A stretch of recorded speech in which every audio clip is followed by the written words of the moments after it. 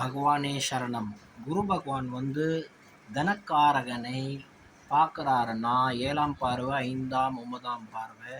அந்த மாதிரி ஜாதகன் நல்லா புத்திசாலியாக இருப்பான், நல்ல பணம் அர்ஜனம் பண்ணுவான், நல்ல விஷயங்களை பேசுவான். புதன் அதே இடத்துல பிளேஸ்மெண்ட் ஆயிருந்தா எழுத்து மூலியமாக நல்லா பணத்தை சம்பாதிப்பான், நல்லவர்களோட சேர்க்கை வச்சுப்பான். சுக்கிரன் இருக்காருன்னா, இன்னும் சுகர் இருக்காருன்னா லக்ஸரியான லைஃப் வாழுவான். அது மூலியமாகவும் மக்களுக்கு நல்லது செய்வான். சில சினிமா ஆக்டர்ஸ்லாம் நீங்கள் பார்த்துருப்பீங்க, நல்லா பணம் சம்பாதிப்பீங்க, அதே நேரத்தில் ஏழை மக்களுக்கு நல்லது செய்வாங்க, தர்ம காரியங்களை வளர்த்துப்பார்கள். அந்த மாதிரி சில நல்லது செய்வார்கள்.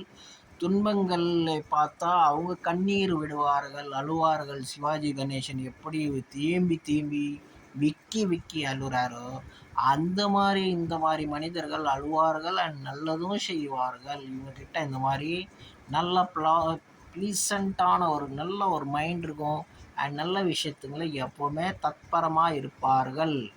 இந்த மாதிரி ஜாதகர் அதே அங்கே தனக்காரகன் குரூர கிரகங்கள் ராங்கான வீடு பிளேஸ்மெண்ட் ஆகிடுச்சுன்னா அவங்க இன்னொருத்தரோட மூட்டி விடுறது, கலவரம் பண்ணி ஏமாத்துறது, ஃப்ராடான ஆளாக இருப்பார்கள். ராங்கான ஆளாக இருப்பார்கள். நல்ல மனிதர்களாக இருக்க மாட்டார்கள்.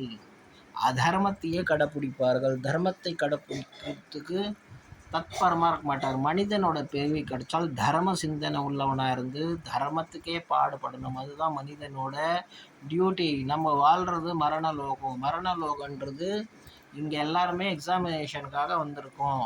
இந்த எக்ஸாமினேஷன் கொடுத்துட்டு ஒரு நாள் we have to pass everybody. அதனால நம்ம தர்மத்தை கடைப்பிடிக்கணும் கண்டி, அதர்மத்தை கடைப்பிடிக்கக்கூடாது. இது பகவானோட வாக்கியம், மனுஷனோட வாக்கியம் கிடையாது.